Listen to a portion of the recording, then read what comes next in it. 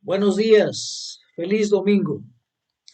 Bien, estamos en la recta final del calendario litúrgico y estamos poniéndonos a trabajar en comenzar un nuevo ciclo también a final del mes. Hoy vamos a ver un mensaje que está basado en la promesa de Dios para esta semana, el tema de Dios de esta semana que dice, Dios provee un camino libre de vergüenza y de culpa. Y bueno, el texto que sustenta este mensaje se encuentra en el libro de Hebreos, capítulo 9, de los versos del 24 al 28.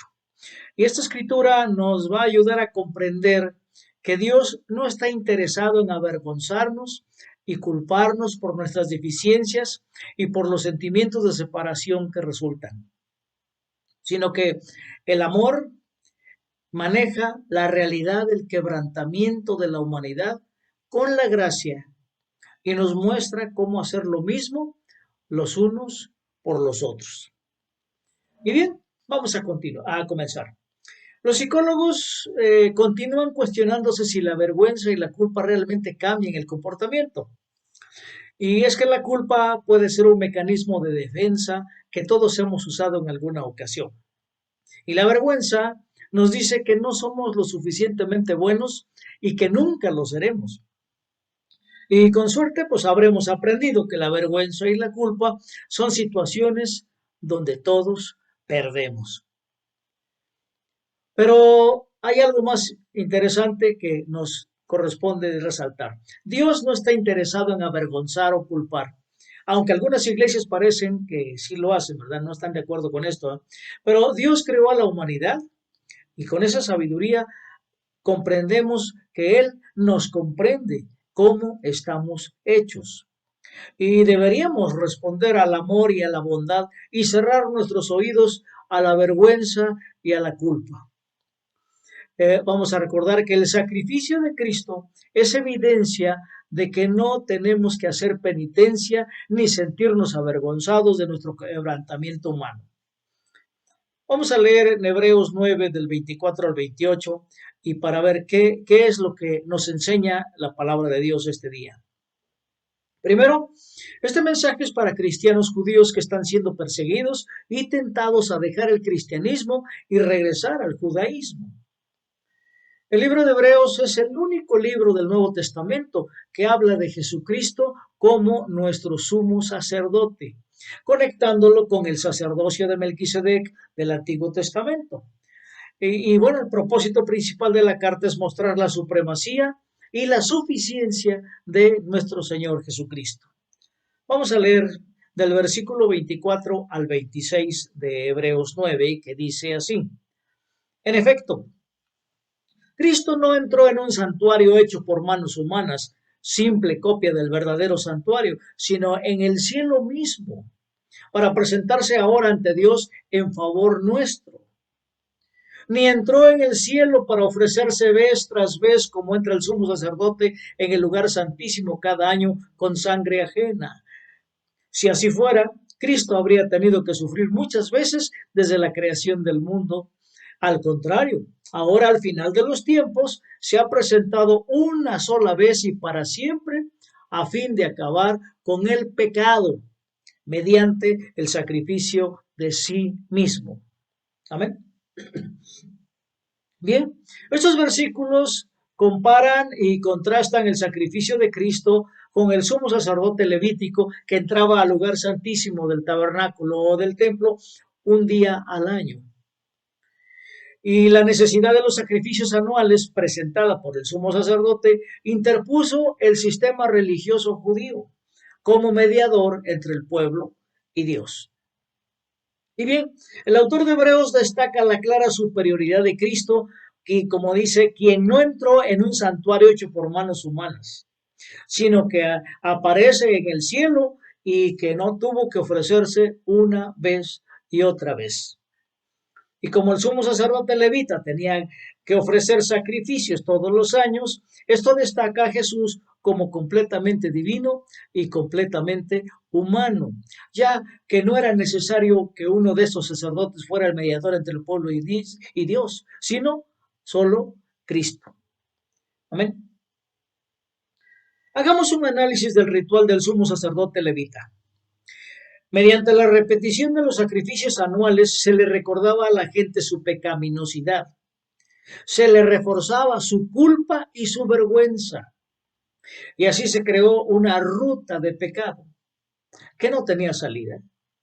Sin embargo, el sacrificio de Cristo fue hecho una sola vez con amor y compasión, de modo que cuando celebramos la comunión, todas las veces que lo hacemos, nos recuerda que ese amor nos mostró el camino para salir de esa ruta de pecado. En el versículo 26 que acabamos de leer, la palabra traducida como pecado es amartia, en singular, no en plural. Aquí Cristo está hablando del pecado en el sentido colectivo, como si su sacrificio tuviera la intención de desmantelar todos los sistemas de pecado en los que muchas personas participan colectivamente, ya sea a sabiendas o sin saberlo. Y no se nos olvide entonces que Dios está preocupado por los sistemas de opresión creados por el hombre que crean sufrimiento para toda la humanidad. Además, este pasaje que acabamos de leer nos hace pensar en cómo todavía usamos chivos expiatorios, ya que avergonzamos y culpamos a otros. Esto es particularmente cierto para las personas que son diferentes a nosotros, en aspectos como la raza, el género, sistemas de creencias, puntos de vista políticos, bueno, por nombrar algunos, ¿verdad? Pero cómo hemos hecho uso de esta situación tan dura y tan difícil que daña el corazón de muchas personas. No hay amor ahí. Y en algunos aspectos es como si tuviéramos nuestro propio sistema de sacrificios que culpa a los demás.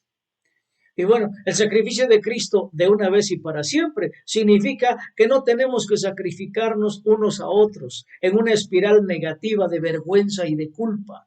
No, el versículo 26 usa el tiempo verbal presente perfecto para mostrar que el sacrificio de Cristo no solo fue importante en ese momento de la historia, sino que todavía está vigente en la actualidad y por la eternidad. Y la humanidad es rescatada de la ruta del pecado, de la vergüenza y de la culpa. Amén. Vamos a continuar leyendo los versículos del 27 al 28 de Hebreos 9 y que dice así. Y así como está establecido que los seres humanos mueran una sola vez y después venga el juicio, también Cristo fue ofrecido en sacrificio una sola vez para quitar los pecados de muchos y aparecerá por segunda vez, ya no para cargar con pecado alguno, sino para traer salvación a quienes lo esperan. Amén. ¿No le emociona esta cita, hermano? Es gracia, es gozo, es algo grandioso y que Cristo nos ha traído a nosotros. Estos versículos nos recuerdan nuestra mortalidad, algo que a menudo tratamos de olvidar o sentimos que es algo por lo que debemos disculparnos. Pero nuestro hermano mayor Jesucristo también era y es mortal, completamente humano, pero también es completamente divino. Y fue su humanidad mortal la que hizo posible su sacrificio. Ahora nos podemos preguntar, ¿quién mejor para comprender nuestras debilidades que alguien que ha sido tentado en todo de la misma manera que nosotros, aunque sin pecado? Como dice Hebreos 4:15. Bueno, aquí se nos recuerda que Cristo prometió regresar, no para lidiar con el pecado, sino para salvar o marcar el comienzo de la salvación en la forma del reino de Dios aquí en la tierra, para aquellos que lo aman.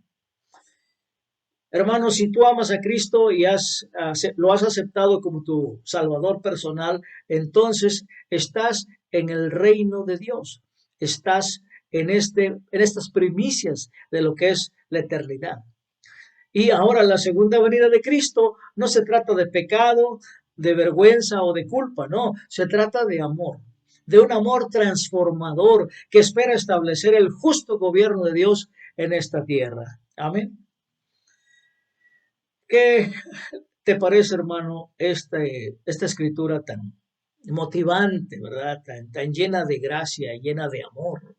Pues bien, vamos a ver cómo este conocimiento que estamos tratando lo podemos aplicar en nuestra vida diaria. Comencemos con un punto un número uno.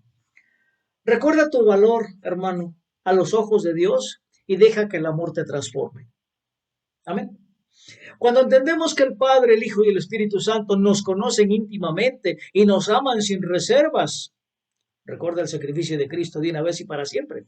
Entendemos que nuestra copa de amor está llena y se desborda hacia otros. ¿Recuerdas el Salmo 23? No se nos conoce ni somos identificados por el pecado o el comportamiento pecaminoso, no. Cristo se hizo cargo ya de todo eso. Ahora Dios nos ve en nuestra verdadera identidad como sus hijos amados. ¿Recuerdan la expresión del Padre cuando Cristo sale del agua en su bautismo que dice, este es mi Hijo amado, en quien me complazco? Y cuando Cristo se transfigura en el monte a los ojos de 3 de sus discípulos, se escuchó otra vez la voz del Padre que dice, este es mi Hijo amado, a él escuchen, ¿sí? Y cuando el Padre le dice a Cristo, eres mi Hijo amado, nos está diciendo a todos nosotros que somos sus hijos amados porque nosotros estamos en Cristo y participamos con Él. Y por medio del Espíritu, Él nos guía para cambiar. Nos convertimos en mejores personas como resultado del amor de Dios que fluye en nosotros y a través de nosotros. Solo por eso, no por nosotros mismos. Es Él el que hace todo el trabajo, hermanos. El punto número 2. Celebremos la comunión entendiendo cómo hemos sido liberados de la ruta del pecado.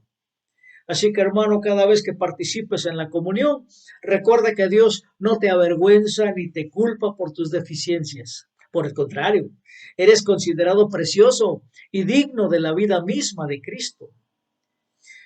El amor nos ha sacado de la ruta del pecado y al amar a los demás es la forma en que participamos con Cristo para ayudar a liberarlos. Amén. ¿No te sientes importante al saber que estás trabajando con Cristo en el trabajo que Él está haciendo aquí en la tierra? Bien. Punto número 3. Examínate y busca maneras en las que todavía caes en patrones que avergüenzan y culpan a los demás. Nuestra cultura nos enseña a señalar, a comparar, a participar en otros comportamientos de vergüenza y culpa, como que nos arrastra, ¿verdad? Y al recordar quiénes somos en Cristo y al recordar que los demás también son amados de Dios, podemos expresar su amor transformador, incluso en situaciones en las que es necesario exhortarlos. Hermanos, recuerda que la vergüenza y la culpa no cambian a las personas. Es el amor el que lo hace. Amén. Para ir terminando, hermanos, la vergüenza y la culpa se usan para menospreciar a los demás. Es lo contrario de lo que Dios nos llama a hacer. Y esta vergüenza y culpa son medios ineficaces para lograr que alguien cambie. No, es por eso que el Padre, el Hijo y el Espíritu Santo se acercan a la humanidad en sacrificio amoroso para que pudiéramos ser transformados por el amor y luego extender ese amor transformador a otros. Así que, hermanos, que Dios nos ayude a compartir su amor y su vida con los demás a través de la buena noticia de que Jesús eliminó nuestra vergüenza y por tanto no hay razón para culpar a nadie. Amén. Demos gracias. Bendito Dios, te damos gracias por la dicha de conocer tus verdades, Señor, por abrir nuestro corazón a tu verdad, por abrir nuestro entendimiento a lo que tú nos dices a través de tu santa palabra. Gracias por ese amor tan inmenso, porque somos tus hijos amados en Cristo. Gracias por Cristo. Gracias por el sacrificio de Cristo, que es tu sacrificio también, Padre. Y porque te acercaste a la humanidad en este sacrificio, en este cordero sin mancha, para ofrecerlo en sacrificio por nuestra culpa y por nuestro pecado. Gracias por ello. Te alabamos, Cristo. Te damos gracias.